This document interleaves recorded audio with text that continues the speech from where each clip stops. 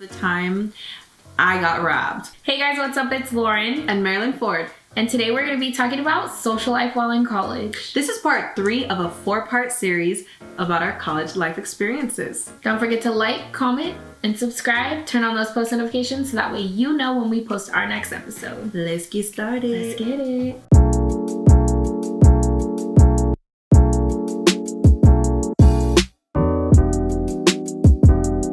During college, I was able to make time for friends and family, like hanging out. I didn't have too many friends, so didn't have a problem right there. Right. No, I'm just kidding. I didn't have a lot of close friends that I spent a lot of time with, but I met a lot of people throughout college.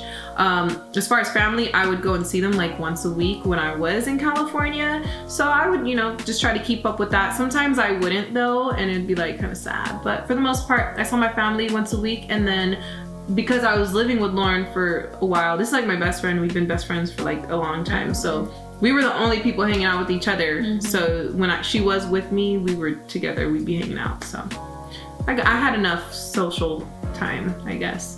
I would say the same. Not to mention school took over a lot of our time. So when we got home, we were doing homework anyways, and we had like really opposite work schedules. So it was kind of hard. We didn't go to the same college. And I was the same way. I still don't have a lot of close friends. I just have a close few, and that's how I like it. I wasn't really. I made time for my mom. I did, because I came out here like once a week, usually on the weekends when I didn't have school or didn't have work, and that was only if I didn't have anything due. So I just tried to make the best of it. And then social life, I had her, so I never really felt lonely. So yeah.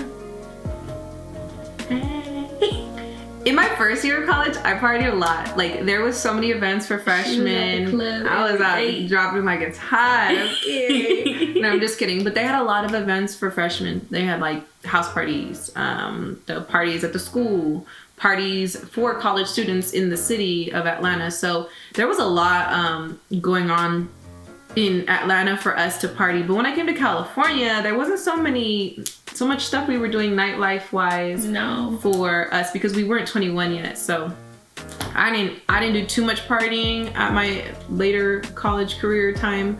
So, but I had fun. I had a little fun. Yeah, a lot of fun. A lot of fun. We went to a couple parties. Now she's a year older than me, so that's probably why it sounds a little off. She was a year older than me, like grade wise. So she went to college first, and then obviously the following year I went.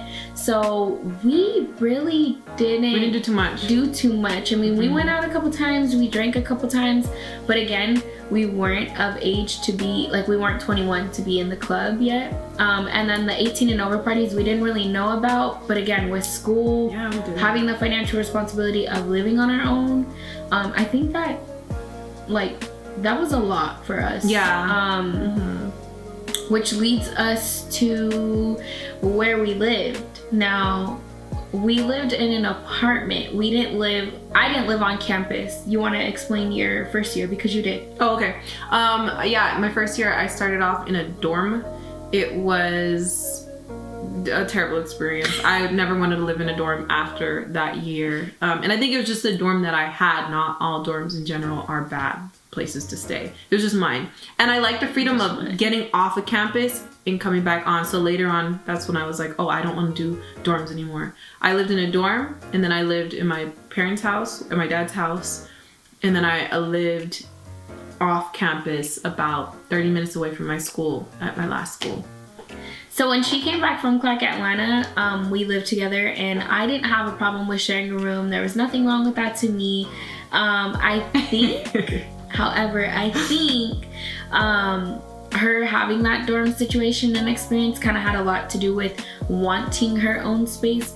So we ended up moving into a 1-bedroom. She took the bedroom, I took the living room, and we had our own space. We conflicted a little bit just because we shared the bathroom, but we never fought about anything. So aside from the dishes not being done. Aside from the dishes. But all in all, I would say, like, our living situation was pretty easy. We made it work. Yeah, I mean, we made it work. We wanted to spend as little money as we could during that time, so it just... And that's how we made it work. Made sense. It was like, okay, well... And then we got a third roommate. Then we got a third roommate. Sorry. Which we shouldn't have did, but it's okay. Sorry. My craziest college experience was the time I got robbed. So I was living alone at the time. Me and Lauren were living together prior to that, and then I decided I wanted to be by myself. So she had went somewhere else. I stayed in the spot and was planning to move. Pregnant. She got pregnant. Yeah, she got pregnant. So for me, I was living by myself, and one day I decided that it'd be so wise to go to sleep with the window open. Mind you, when I lived there, I always told her to close that dang window. I don't always. know. Yeah, I was just being lazy or whatever. We didn't live in the best neighborhood, so that wasn't smart. There was this little creeper boy in the neighborhood just chilling in our complex all the time, and I never thought of anything of it until he broke into the apartment of mine. He came in through the window and walked right out the front door. He took my purse that was hanging in the kitchen. Fortunately, I didn't lose much other than a Michael Kors wallet and my key fob, which he could have sold my car, I guess, if he really wanted to, but he didn't.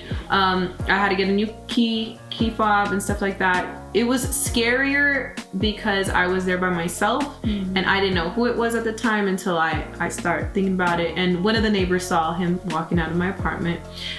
So it was pretty scary. It was a really scary situation, actually. I was like on my guard every single time after that. No doors left open, no windows left open. That was one of my craziest college experiences. As I should have been in the beginning. You live and you learn. I'm blessed. Just kidding.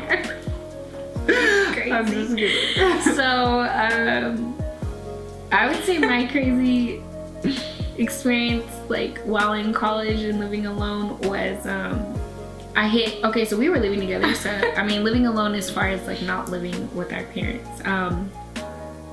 I hit our neighbor. He was this neighbor was so creepy, but he had like 3 or 4 cars down in the little small parking garage. And now when you back out, if you didn't turn as you're backing out, and I mean turn to where you're almost gonna hit the car right next to you, you were gonna hit. It was a weird you weren't gonna be able to get out. It was a tight space. Yeah, super tight space. So I hit his car, which was like slanted like 2 spots over, but directly behind me. And I thought the alarm was gonna go off, but it didn't. It didn't even damage his car because it was like an old El Camino, so it didn't even damage it. It was nice, but it was old.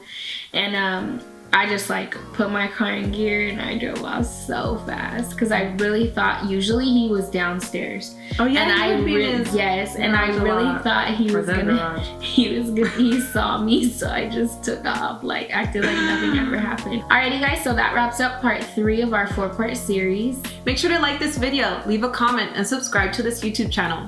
Don't forget to turn on post notifications to keep up to date with future episodes. Also, don't forget to leave a comment down below letting us know your craziest college experience. All right, bye-bye. Bye.